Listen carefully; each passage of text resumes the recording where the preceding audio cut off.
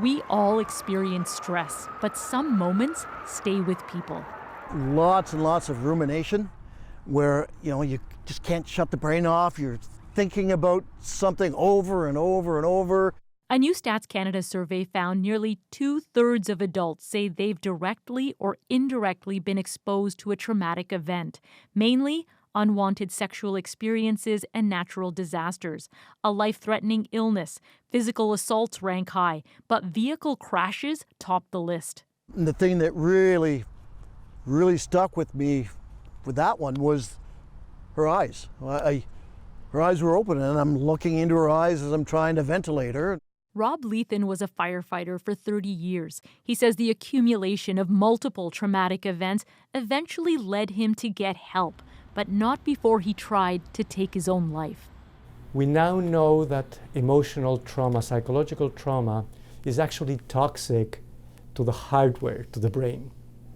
Doctors say, like Lethan, about 6 to 10% of adults experience symptoms of post-traumatic stress disorder, or PTSD, which leads to higher rates of unemployment, heavy drinking, and cannabis use. This psychiatrist says the earlier someone recognizes trauma, the better. Get help, talk to somebody, get documented, find out what the resources are. Sometimes I can't even close the door because they are feeling so panicked. This occupational therapist works with people traumatized after car crashes. We have to identify the negative thoughts. We have to challenge those thoughts with proof and evidence. And then we have to replace those thoughts with more objective and realistic ways of thinking. For Lethan, mental health supports made the difference between life and death. Yeah, I still do get triggered from things, but I've got the toolbox, the mental toolbox now of able to deal with it. So, Christine, we heard the psychiatrist there talking about how important it is for people to get help, but that's not always straightforward.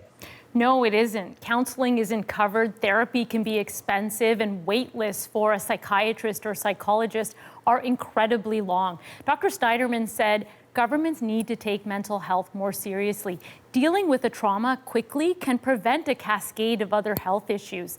There are some resources online, but at the very least, everyone we spoke with said, if you've been through something that you have found truly unsettling, tell someone you trust.